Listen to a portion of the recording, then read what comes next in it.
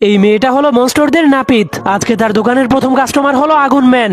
তখন মেয়েটা তার মাথায় এত আগুন জ্বলতে দেখে অনেক খুশি হয়ে যায়। এরপর মেয়েটা তার স্পেশাল চিরুনি এবং কেচি দিয়ে তার আগুনের চুলগুলোকে কাটতে শুরু করে। এরপর সে চিরুনির সাহায্যে আগুনের চুলগুলোকে সুন্দর করে আশ্রয় দেয়। তখন সেই আগুনের উপরে পেট্রোল দিলেই সেই আগুন আরো বেশি বেড়ে যায়, যার কারণে মেয়েটা কেচির সাহায্যে আগুনের চুলগুলোকে সমান করে কেটে দেয় আর সাইডের চুলগুলোকে মেশিনের সাহায্যে কেটে দেয়। তখন মেয়েটা পুরো মনোযোগ দিয়ে তার চুলগুলোকে কাটতে শুরু করে, যার কারণে তার পুরো সেলুনটা আগুনের আলোতে আলোকিত হয়ে যায়। ফাইনালি মেয়েটা তার আগুনের চুলগুলোকে কেটে কমপ্লিট করে ফেলে। তখন আগুন ম্যান তার এত সুন্দর চুলের স্টাইল দেখে মেয়েটার উপর অনেক খুশি হয়ে যায়। এরপর আগুন ম্যান চলে যাওয়ার পর মেয়েটা সবকিছু পরিষ্কার করে বিশ্রাম নিতে শুরু করে। কিন্তু তখনই আরেকজন কাস্টমার চলে আসে, কিন্তু এই কাস্টমার ছিল একটা কঙ্কাল ম্যান। তবুও মেয়েটা কঙ্কালের মাথাটাকে ঘষে ঘষে তার ফাটলগুলোকে সিমেন্ট দিয়ে ভরে দিতে শুরু করে। এরপর কঙ্কালের মাথায় সুন্দর করে ডিজাইন করতে শুরু করে। তখন মেয়েটা একটা জাদু মন্ত্র পড়লেই কঙ্কালের মাথার ভেতর থেকে সবুজ কালারের আগুন বের হতে শুরু করে। এরপর সে কঙ্কালের কপালে একটা ফুটো করে কঙ্কালটাকে একটা নতুন রূপ দিয়ে দেয়। তখন এত সুন্দর স্টাইল দেখে কঙ্কালটা মেয়েটার উপর অনেক খুশি হয়ে যায়। এরপর মেয়েটা কাজ করতে করতে অনেক ক্লান্ত হয়ে যাওয়ার কারণে বিশ্রাম নিতে শুরু করে।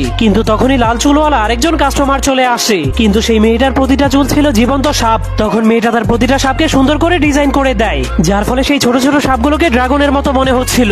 তখন মেডুসা তার চুলের এত সুন্দর স্টাইল দেখে খুশি হয়ে বাড়িতে চলে যায়। কিন্তু তখনই একটা লিকুইড মনস্টার তার চুল কাটার জন্য চলে আসে, যার ফলে মেয়েটার দোকানটা ধীরে ধীরে পুরো শহরের মধ্যে অনেক ফেমাস হয়ে যায়। এজন্য মনস্টারেরা তাদের চুলগুলোকে সুন্দর করে কাটানোর জন্য সেই মেয়েটার দোকানের সামনে